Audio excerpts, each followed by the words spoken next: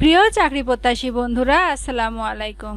সরকারের answer VDP উন্নয়ন bank একটি নতুন নিয়োগ বিজ্ঞপ্তি প্রকাশ করেছে ৭/৫/২০২৬। এই সার্কুলারে প্রকাশ করা হয়েছে এখানে ৩০০ জন লোক নিয়োগ নেবে। এখানে বাংলাদেশের সকল জেলা থেকে ছেলে মেয়ে উভয় আবেদন করতে পারবেন। তো চলুন দেখে নিই আজকের নিয়োগ বিজ্ঞপ্তিটি।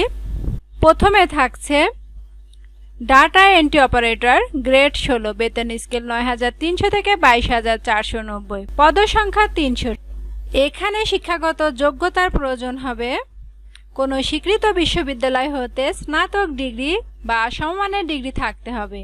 খ, কম্পিউটার বা ডাটা এন্ট্রি সংক্রান্ত সরকার কর্তৃক কোনো প্রতিষ্ঠান হইতে প্রশিক্ষণ বা কাজের অভিজ্ঞতা থাকতে হবে।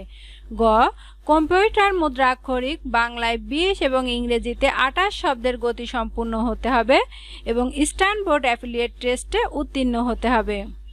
বয়স সীমা ১/৫/২০২৬ তারিখে প্রার্থীর বয়স ১৮ থেকে ৩২ বছরের মধ্যে হতে হবে। বয়স প্রমাণের ক্ষেত্রে কোনো এফিডেভিট গ্রহণযোগ্য হবে না।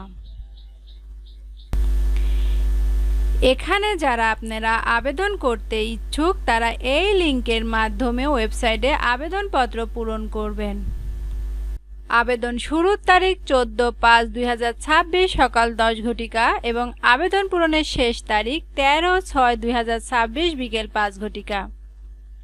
এই সময়ের মধ্যে যারা আবেদন করতে ইচ্ছুক তারা আবেদন করতে পারেন। তো সবাইকে ধন্যবাদ।